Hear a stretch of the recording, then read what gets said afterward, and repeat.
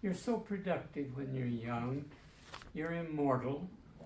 You're facing the world with hope and what you're going to do and what you're doing. It's a storybook approach to most people have to life. But as you get older, you suddenly raise your head and understand that people tend to draw from you for younger. I had driven all my life. I had driven all over the state. If I needed a spool of thread, I got in the car and went and got it. I find it more and more difficult to relate here. We build our silos very carefully and then peek out through the ladder side of it at what's going on around the world.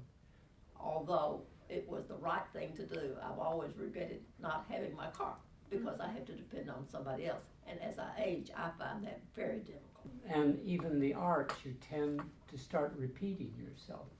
The ideas don't come fresh and new as they did once upon a time. At this point, for instance, the voice is going. I can't sing anymore, which was my best feature. My main relationship is gone. Yes. And I'm struggling to deal with that. Much harder than I thought it was going to be. I think it's all about relationships. And here you find people that you enjoy being with. We don't want to seem vulnerable. And so often we learn at whatever age, maybe starting as children, you think about the child who says, don't help me, I'll do it myself. You also don't share your vulnerabilities and emotions. You're taught, I think, to be stoic as you get older. And so when there are times when you really need help, it's tough. I don't want to be treated like an old lady, although I am. When I get incapacitated, yes. But as long as I can take care of myself, I want to do that. I don't necessarily feel that I am aging successfully right now.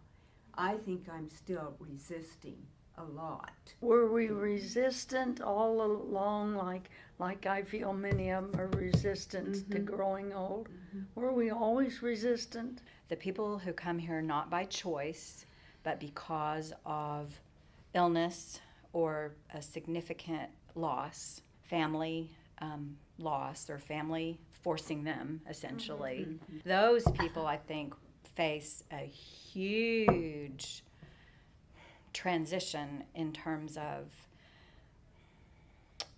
changing and becoming dependent on other people, like it or not. We need to ask for what we need also.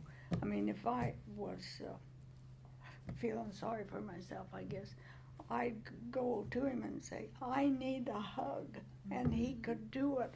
The Bible says it's more blessed to give than to receive. But in order for someone else to be blessed, you have to be a cheerful receiver. I've had wonderful neighbors who have come to my aid many times. We need to see down the road and say to ourselves, when I can't walk anymore, when I do need somebody to come in and fix my pills, I'm going to be ready for it and gracious about it. We are never really self-reliant. Aging successfully. First of all, I think you have to have good health. We give that no consideration when we're younger because we're immortal. We don't think in those terms. But one of the things that keeps us from getting old and incapacitated is learning new skills. Looking for things to challenge my mind and different ways to approach subjects. That was one of the best things I learned in my lifetime, was no shoulds and no oughts. And when you're saying, I should do that, forget it. Forget it. Do what you want to do. Next, follow your bliss is the way I would put it. Do what gives you joy. Otherwise, I found that a lot of people quit living and wait. And I think that's deadly. So live your life right now at the moment. Take advantage of every opportunity that you've had. find what makes you happy and the people around you happy.